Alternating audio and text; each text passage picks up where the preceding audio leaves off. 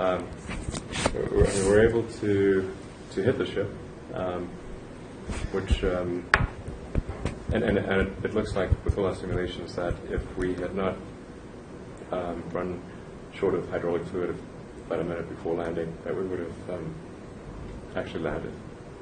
So with the next flight, we have 50% more hydraulic fluid margin. Something else could go wrong, certainly, but at least with respect to that, we should be covered. So then we've got a real decent chance in about 3 weeks of landing it. Were you in Cape Canaveral watching it? No, I was actually at Mission Control, which is here. Here. Yeah, but then if it had landed, I would have flown out to Florida to see comfort. Yeah. So I was there for the attempt a week ago. I was at Cape Canaveral, but couldn't get out there this time around. Yeah, I hope you can see it and see it close up when it lands. Yeah, that would be really great. I should make some good video. Yeah, and that will be sort of a transformational moment. Really, yeah, that's a really big deal. I mean, it's before. For all modes of transport, it's a night and day difference if they're reusable or not. I mean, you can imagine that if aircraft were single use, nobody would fly, or there'd be a handful of missions, like scientific and military purposes, but that's about it. And a 747 is $250 million. You need 2 of them for a round trip, but nobody's paying $500 million to fly to London and back. And for our rocket, which is it costs about $60 million, which is actually the lowest cost rocket in the world, despite being reusable, or aspiring to be reusable. But still, $60 million is a lot. But if we could do 1,000 flights, then it goes from a $60 million capital cost to a $60,000 capital cost. And aircraft do tens of thousands of flights. So if we can just do an order of magnitude fewer flights conceivably than an aircraft would be, it's a giant difference. And the cost of the fuel and oxidizer and all that is comparable to that of an aircraft. So it's the fuel that we use is a sort of purified form of jet fuel. Jet fuel is sort of a type of kerosene. So because of our purity requirements, the cost per gallon is about twice that of jet fuel, but that's all. So instead of us paying, say, $2 or $3 a gallon, we'd pay $5 or $6 a gallon for the fuel. So it's really, basically it's a few hundred thousand, $200,000 to $300,000 per flight in fuel and oxygen per mission, versus a $60 million rocket. It's pretty giant. I was wondering, given how significant this is, are you getting any more warm overtures from what has historically been rather cold government connections? I mean, as a result of this? Yeah, actually, we've NASA has certainly been a key customer of ours for a few years. For the first five years or 6 years of the company's existence, nobody would talk to us on the government side, NASA or the military, and we got a few sort of fringe customers on the commercial side. That was it. So we didn't have any government anything for the first half decade. Then NASA sort of nibbled a little bit, and we were able to get some like a small contract. Then we were able to get a much larger contract. And now NASA is actually a pretty significant supporter. They're about a quarter of our missions on NASA. So they're like they're sort of our anchor customer, our biggest single customer. The commercial missions are collectively are more than NASA, but the commercial missions are about 75% NASA, 25%. On the military side, we've not yet been allowed to compete for the primary military contract because Boeing and Lockheed have managed to shut down all competition. But we're close. I think we're getting close. And close, you think, because of your very public challenge, which was unprecedented. Really. Yeah. I mean, nobody had ever done it that way. Yeah. Well, people have tried. But usually the military-industrial complex is able to resist any attack by a newcomer. It's just fighting this giant citadel with very high walls. And usually if a small force attacks a large citadel, it is not the citadel that falls. So what makes you optimistic? You say you're getting close. Well, I mean, there's this whole sort of certification process that we've gone through, which is we're being held to a much higher standard than Boeing and Lockheed were when they actually did their competition. But still, it's like the excuses get harder and harder, and thus far all the Falcon 9 missions have been successful in the ascent phase. So the federal law requires competition. That's like it's sort of fundamental. So like they can stave off competition for a long time, and they have been able to do that. But they won't be able to do it forever unless we mess up. And we do have we have a lot of support actually in Congress.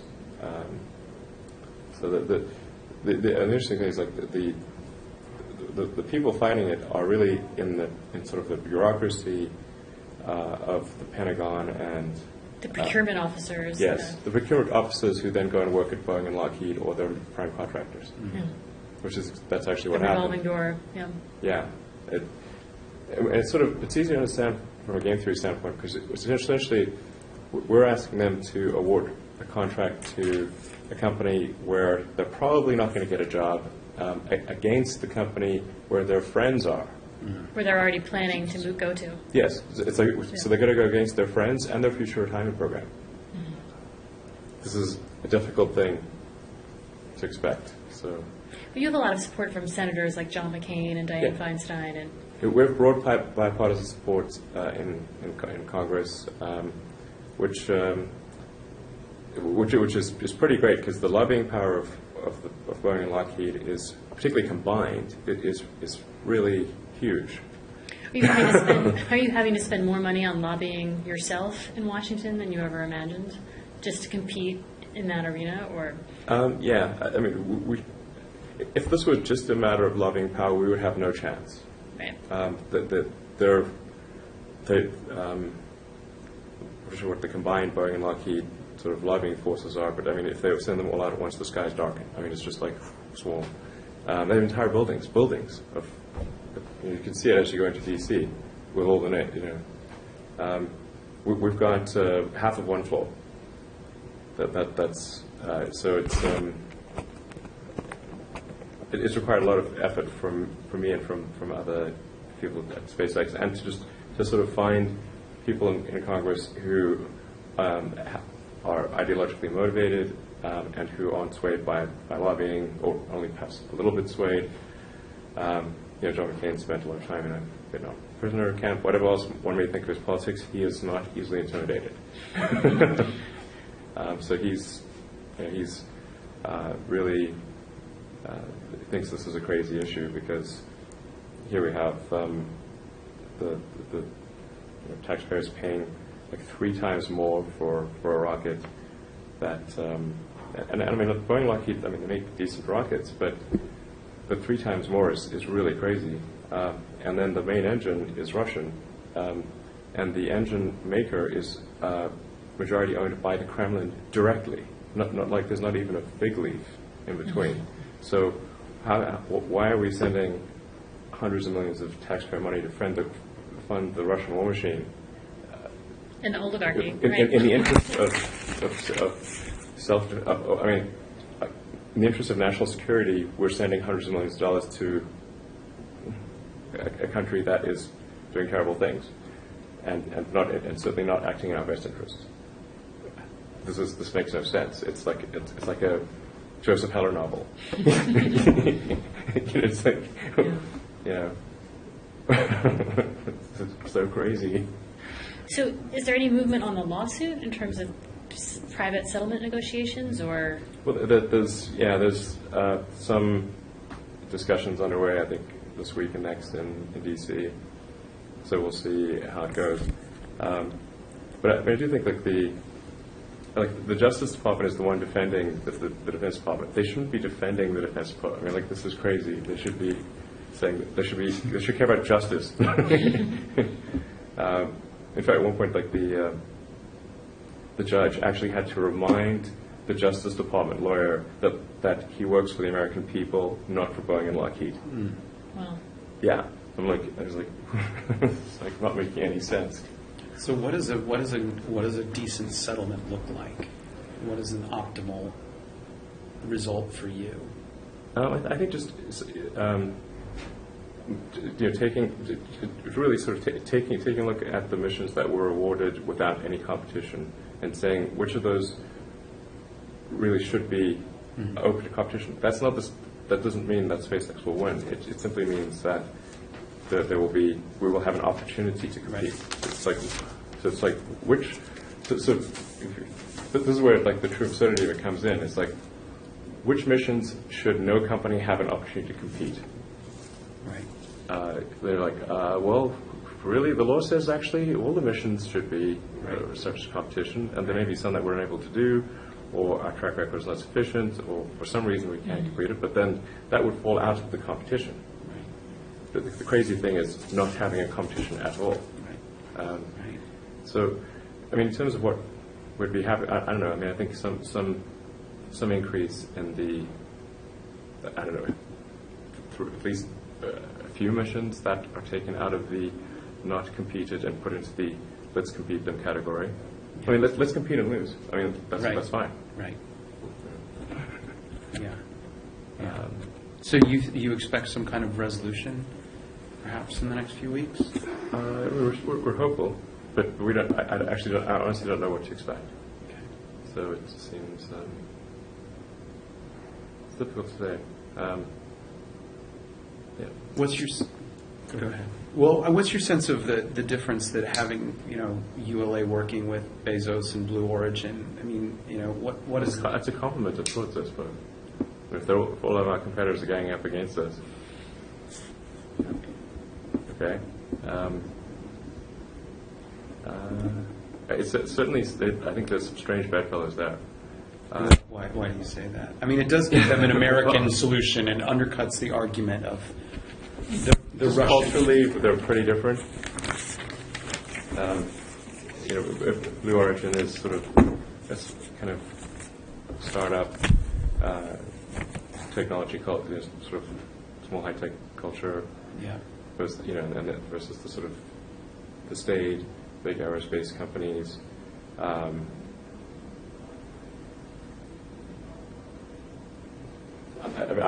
certainly that had a blue origin. It was came out of the blue. Yeah. It's I mean, I would be surprised if I don't think Blue Origin understands just how stringent the Defense Department requirements are for an engine. They're really pretty intense. Right. So I think they're in for a surprise on that front.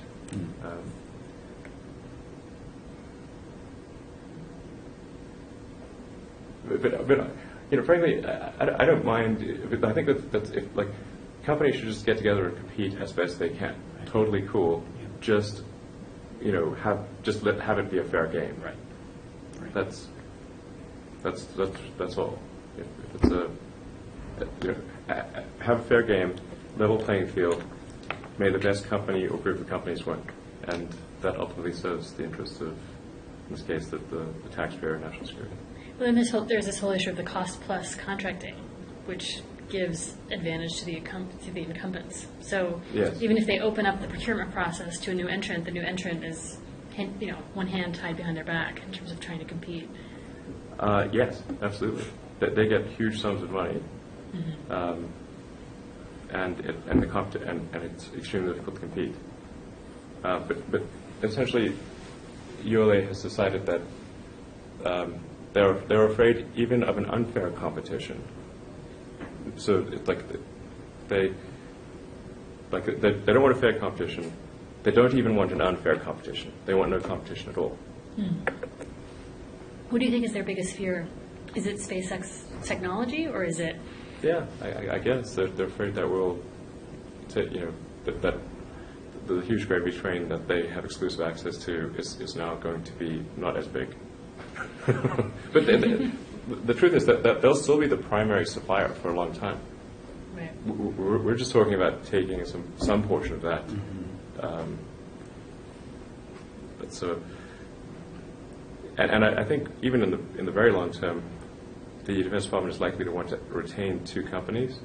So they're not going to want to have a single rocket family. So with ULA, they have the Delta and the Atlas family.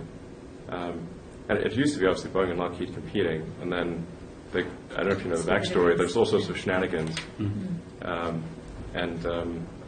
like Boeing stole thousands of documents from Lockheed and used those in their competition against Lockheed, and Lockheed found out. And I mean, these guys, there's some pretty bad track records here of like really bad behavior. Like Boeing CFO went to jail for bribing the top F-4 procurement officer and had been doing so for years. I don't know if you know the Darlene Gruyan situation where, so there's this notion of sort of it's not sort of paranoia or made up. People did time Right. in the big house. They were like, you can pretty much bet that's the tip of the iceberg. Right. The Air Force did a thorough investigation and concluded that was the only one. Have you It hired? was only her.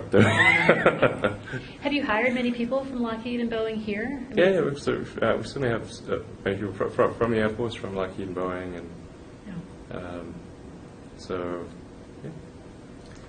It's about a third of the company comes from the aerospace industry, sort of traditional aerospace industry. And what's the head count here now? We're just over 4,000. Wow, it's bigger than I had thought. Yeah, we were quite a bit in the last year or so. It sounds like, this is also leading to satellites, right? Yeah. Different satellites. You doing satellites. Are you going to set up a full-fledged, office to do that? We are. That's actually what we're going to announce on Friday. Well, actually, it's been around for. We're creating a engineering center in Seattle. It's actually a satellite office creating satellites. Satellites. So that's we're going to have the sort of we had a soft opening and we'll have like the sort of big announcement on Friday. So we're going to have we're going to try to do for satellites what we've done for rockets. See if we can make some improvements to the satellite arena. How big of an office in Seattle? It's going to be fairly significant. I think ultimately probably several hundred people, maybe 1,000 people. Okay. So it's big. At the I mean, start? at the start, it's we're like maybe 50 or 60 people. Okay. How long before you would get to, say, 1,000 people? Probably 3 or 4 years. There's a lot of engineers in the Seattle area who are probably looking for jobs right now.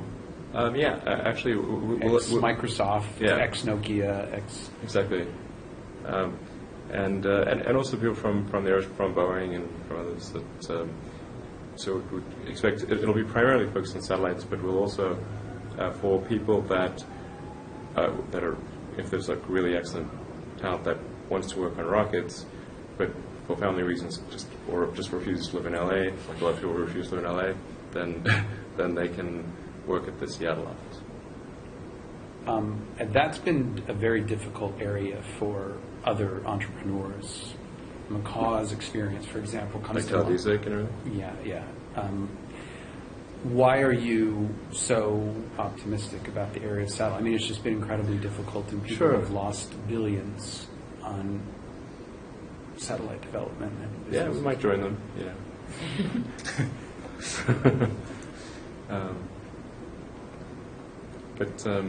I think there's Why is it ripe for innovation? yeah. Well, most satellites are really quite primitive. That you sort of think like satellite technology would be really advanced, but if you look at how these, particularly the big satellites, are done for the geostationary stuff, they really want something that's flight proven or or space proven. So, if you start your design process and say we want proven technology, it's not going to be new technology. So then you design it with essentially old technology. It takes a while to build that design, and then you've got to go launch the design. And so by the time the satellites typically launch, they're actually really outdated technology, like 5 to 10 years old. Yeah. And then for a geostationary satellite that's up there for 15 years, by the end of its life, I mean, it's a quarter of a century old technology. It's in electronics. This is super ancient stuff. But people, because they go with kind of like the Battlestar Galactica, packing everything into one giant satellite, and are petrified, like if anything goes wrong, their whole business could collapse. It ends up, you end up with old technology. If you instead go with smaller satellites that you launch more frequently, you can use present day technology, or even cutting edge stuff that isn't even necessarily in the hands of consumers. Take a chance on the satellite not working, but since we're launching frequently and we can test it out frequently, we can actually verify that it's going to work in space, and actually have technology that's a decade, or in some cases 2 decades, more advanced.